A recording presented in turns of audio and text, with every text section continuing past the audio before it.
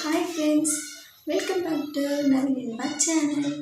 இன்றைக்கி நம்ம சேனலில் என்ன வீடியோ பார்க்க போகிறோன்னா, சால கருவாட்டு குழம்பு எப்படி வைக்க போகிறதா ஃப்ரெண்ட்ஸ் பார்க்க போகிறோம். வாங்க வீடியோக்குள்ளே போகலாம். குழம்புக்கு தேவையான பொருட்கள் என்னென்னு பார்த்துடலாம் ஃப்ரெண்ட்ஸ்.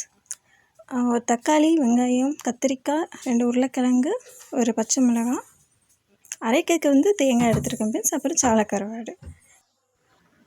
அதுக்கப்புறமா பாத்திரத்தில் நமக்கு தேவையான அளவுக்கு எண்ணெயை ஊற்றிக்கிட்டு, எண்ணெய் காஞ்சதுக்கப்புறமா சிறிதளவு கடுகு சேர்த்துக்குங்க.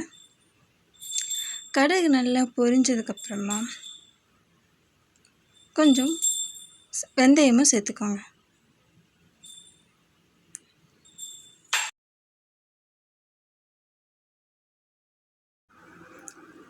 ரெண்டு வெள்ளைப்பூண்டு எடுத்து பொடியாக நறுக்கி உள்ளே சேர்த்துக்கோங்க. வெள்ளைப்பூண்டை நறுக்கி உள்ளே சேர்த்ததுக்கப்புறமா அது நல்லா பொன்னிறமாக வர வரைக்கும் வதக்கிக்கோங்க.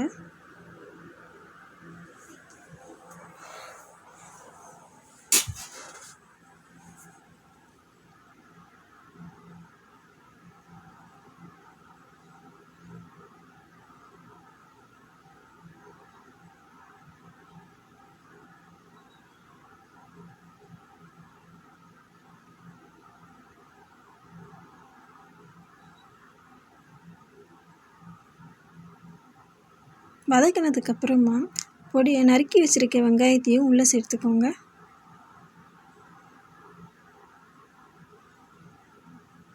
தேவையான அளவு சேர்த்துக்கோங்க.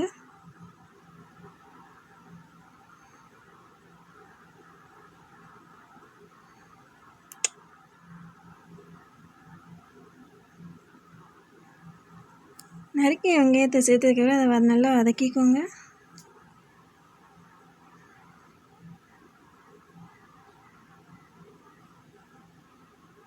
பொன்னிறமாக வர வரைக்கும் நல்லா வதக்கிக்கோங்க. நல்லா வதக்கினதுக்கப்புறமா அது கூட கொஞ்சம் சிறிதளவு கருவேப்பிலையும் சேர்த்து நல்லா வதக்கிக்கோங்க.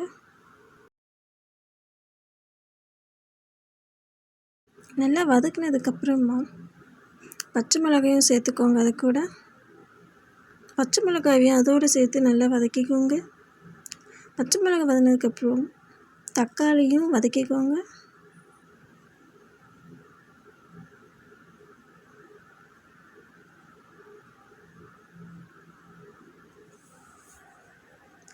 தக்காளியோட ஸ்கின் பீல் ஆகிற வரைக்கும் நல்லா வேகணுங்க.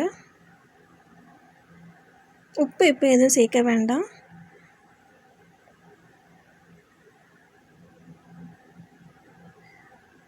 உப்பு ஏன் இப்போ சேர்க்க வேண்டாம்னு சொன்னேன்னா, அதை கடைசியில் சேர்த்துக்கலாம். அதனால தாங்க இப்போ சொன்னேன்.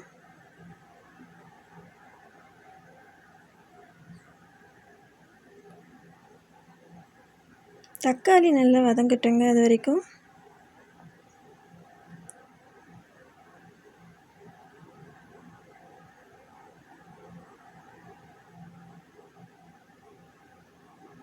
தக்காளி வதங்குற வரைக்கும் நம்ம கருவாடை க்ளீன் பண்ணுறதுக்கு ரெடி பண்ணலாங்க. கருவாடை ரெடி பண்ணுறதுக்கு ஒரு பாத்திரத்தில் நான் என்ன பண்ணேன்னா, தண்ணி பிடிச்சி அடுப்பில் சுடுதண்ணி வைக்க போகிறேங்க.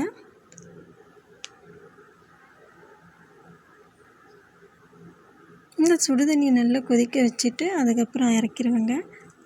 இன்னொரு பக்கம் நமக்கு ரெடி பண்ணிகிட்டு இருக்க குழம்பையும் ஒரு பக்கம் தாளித்து விட்ருக்கோங்க, அடி பிடிச்சிடாமல்.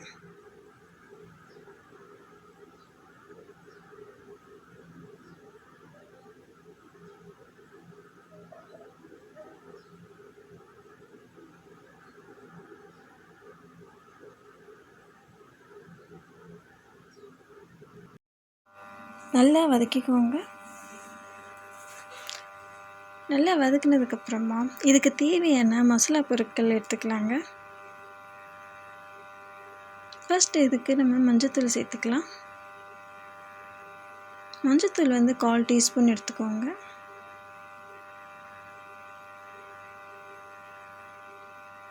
கால் டீஸ்பூன் எடுத்ததுக்கப்புறமா மிளகாத்தூளும் ஒரு 1/4 டீஸ்பூன் எடுத்துக்கோங்க.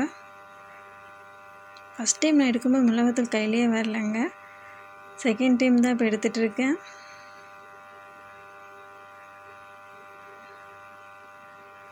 மிளகாத்தூளும் சேர்த்ததுக்கப்புறமா மசாலாத்தூளும் சேர்த்துக்குவோம். குழம்பு மசாலாத்தூள்லையும் நமக்கு காரம் இருக்கிறனால மிளகாத்தூள் கம்மியாகவே சேர்த்துக்கலாமா, அது அவங்கவுங்க காரத்துக்கு ஏற்ற மாதிரிங்க.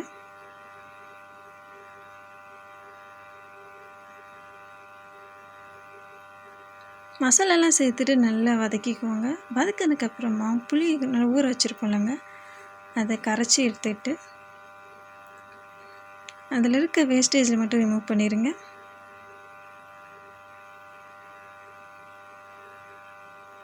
ஸ்டாண்ட் சரியில்லைங்க, ஷேக் ஆகிட்டு தான் இருக்கும், கொஞ்சம் அட்ஜஸ்ட் பண்ணிக்கோங்க.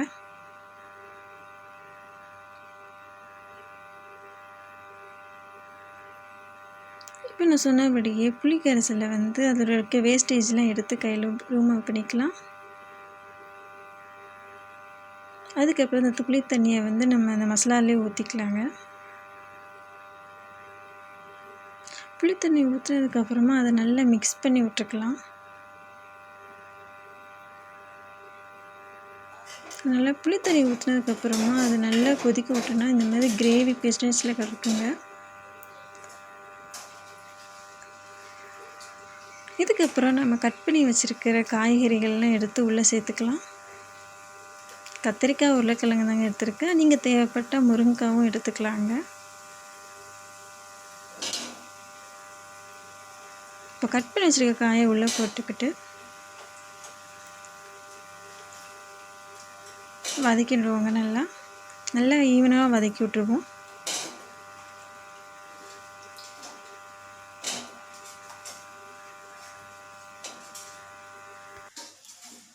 காய்கறியில் மசாலா ஈவனாக இருக்கிற மாதிரி நல்லா வதக்கி விட்டுக்கோங்க.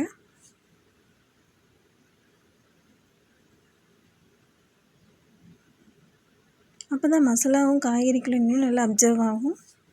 நல்லா ஈவனாக வதக்கினதுக்கப்புறம் தண்ணி இப்போ ஊற்றாதீங்க, 2 நிமிஷம் வரைக்கும் அப்படியே இருக்கட்டும். தண்ணி ஊற்றாமல் அந்த காய்கறிலே கொஞ்சம் நேரம் வேகட்டும்.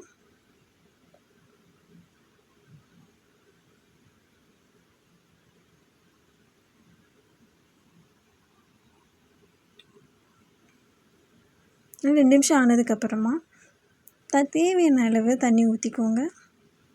காய்கறிக்கு தேவையான அளவு தண்ணி ஊற்றினா மட்டும் போதுங்க, ரொம்பவும் ஊற்ற வேண்டாம்.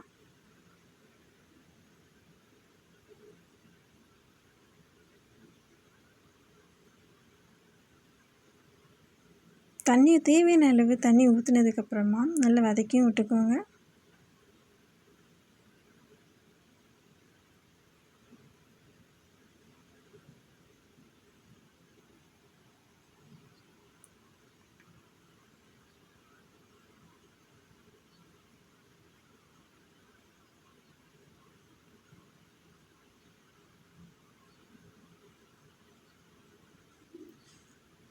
வதக்கினதுக்கப்புறமா எனக்கு இன்னும் மசாலா பத்தாத மாதிரி இருந்ததுனால நான் எனக்கு 1 ஸ்பூன் ஆட் பண்ணிக்கிறேங்க.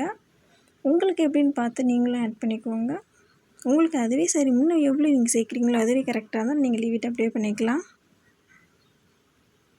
எனக்கு மசாலா பத்தாததுனால நான் ஆட் பண்ணிக்கிறேங்க.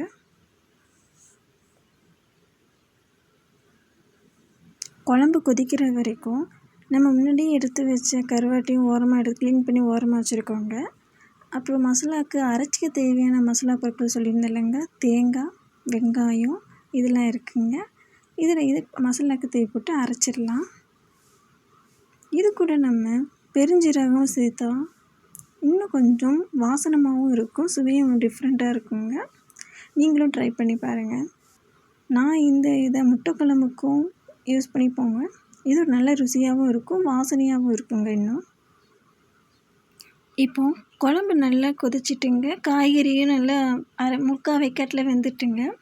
இப்போ என்ன பண்ணுறோன்னா நம்ம தேவையான அளவு உப்பு சேர்த்துக்கலாங்களா, ரொம்பவும் சேர்க்காதீங்க.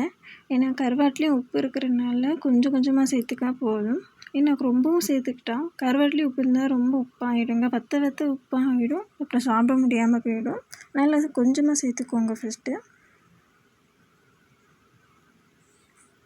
இப்போது நான் உப்பு சேர்த்துட்டு அதை 2ஆக வதக்கி விட்டுக்கிறேங்க.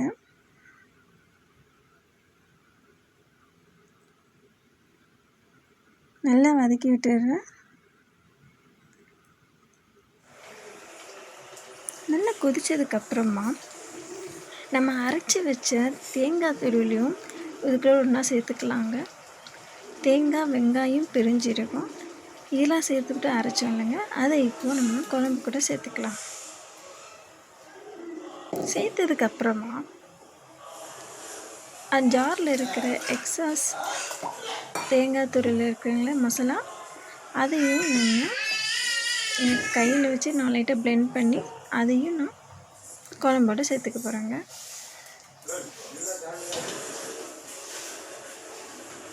சேர்த்ததுக்கப்புறமா அதை நம்ம கிண்டி விட்டுக்கலாங்க. தேங்காய் ஊற்றிட்டு ரொம்ப நேரம் வச்சுட்டு இருந்தால் அதுவும் அடி பிடிச்சிருங்க. ஆனால் நம்ம கிண்டி உடனே விட்டுக்கலாம்.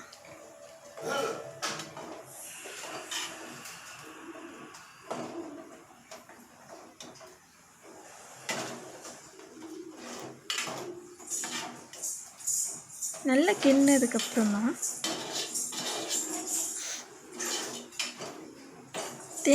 தேங்காய் இப்போ ஊற்றிருக்கிறனால நல்லா கிண்டி விட்டுறாங்க.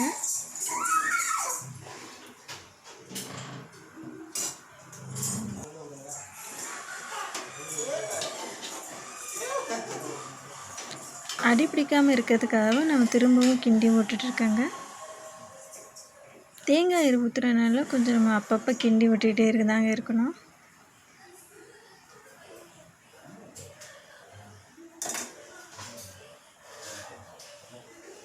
இப்போ நல்லா கொதிக்கட்டுங்க.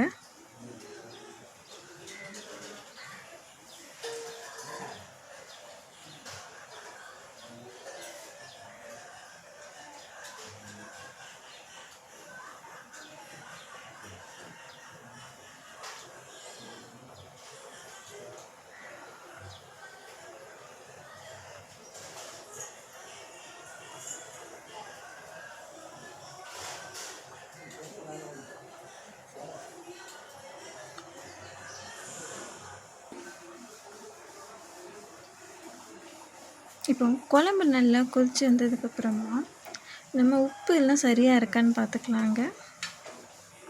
இப்போ கொதிச்சதுக்கப்புறம் நல்லா கட்டியாக இருக்குங்க குழம்பு. இதோட நமக்கு தேவையான உப்பு சரியாக இருக்கான்னு சொல்லி செக் பண்ணிக்கலாங்க. எனக்கு போதுமானதாக இல்லைங்க, அதனால் நான் கொஞ்சமாக இன்னும் சேர்த்துக்கிறேங்க. நீங்களும் உங்களுக்கு தேவையான அளவு பார்த்து சேர்த்துக்கோங்க.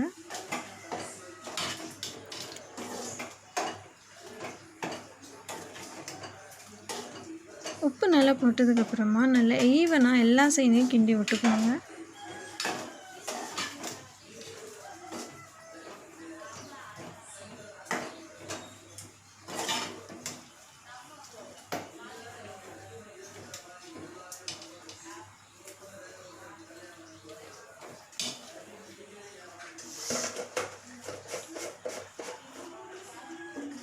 இதுக்கப்புறமா நம்ம கழுவி வச்சுருக்கிற சாலை கருவாடை இதோட நம்ம சேர்த்துக்கலாம்.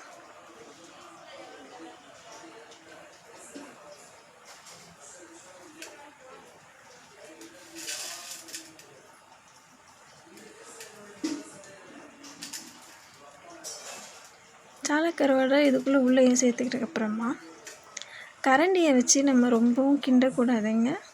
மீனாக இருந்தாலும் சரி, கருவாடாக இருந்தாலும் சரி, கரண்டியை வச்சு நம்ம கிண்டவே கூடாது. இப்போ நான் என்ன பண்ணுறேன்னா, இந்த கருவாடை அந்த குழம்புக்கு உள்ளே போகிற மாதிரி லைட்டாக பிளிக் தான் பண்ணிகிட்டு இருக்கேன். நீங்கள் உங்களுக்கு பார்த்தாலே தெரிஞ்சிருக்கும். நான் கிண்டலை கரண்டியவே இதுக்கு மீனும் கருவாடை எது போட்டாலுமே கரண்டியை வச்சு கிண்டாதீங்க, ஏன்னா அது உடஞ்சிரும்.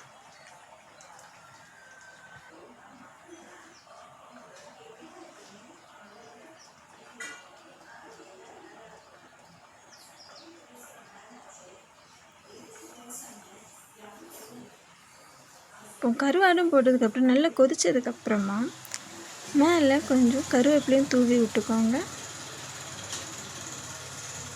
தூவிட்டதுக்கப்புறமா ஒரு செகண்டில் நீங்கள் கேஸ் ஆஃப் பண்ணிக்கலாம். இப்போது நம்ம ரெடி பண்ண சாலை கருவாட்டு குழம்பு தயாராகிடுச்சிங்க.